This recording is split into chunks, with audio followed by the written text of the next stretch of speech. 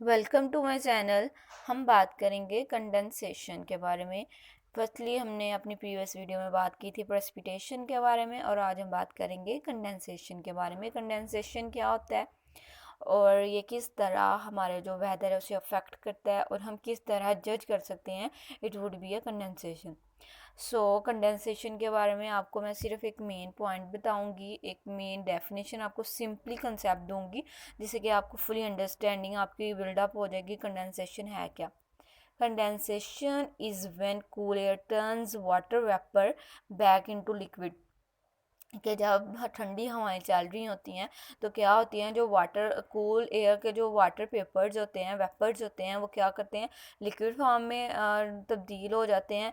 और जब ये लिक्विड फॉर्म में होते हैं, जो कूल एयर है, जब भी आप नॉर्मल मौसम में देखा हो तो ठंडी हवाएं चल रही होती हैं एंड अचानक सा क्या बादल गरजने लग जाते हैं, तो ये हमारा कंडेंसेशन में आएगा।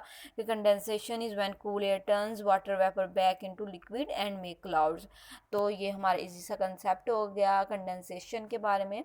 लेकिन यहाँ हम आप उसको एग्जाम्पल के साथ डिस्कस कर लेते हैं। Condensation is the process through which the physical state of matter changes from the gaseous phase into the liquid phase। कि क्या होती है कि हम condensation occurs when we have a physical state, we physically watch that what happened in the cloud, and after that it changes into a gaseous phase, means that के ठंडी ठंडी हवाएं चल रही होती हैं एंड देन क्या वो लिक्विड फॉर्म में चेंज हो जाती है, यानी कि क्लाउड आ जाता है और बादल गरजने लग जाते हैं, तो ये हमारा कंडेंसेशन में आ जाएगा। For example, condensation occurs when water vapours gases form in the air change into liquid water when it comes in contact with the cooler surface. और ये मोस्टली कब होते हैं, जो उसके गैसेस वेपर लिक्विड फॉर्म में कब होते हैं, जब ये कूल जो ठंडी हवाएं हैं उनके साथ ये क्या करते हैं, कनेक्ट होते हैं, उनके साथ इनका रिलेशन होता है, तो ये उसमें चेंज हो जाती है।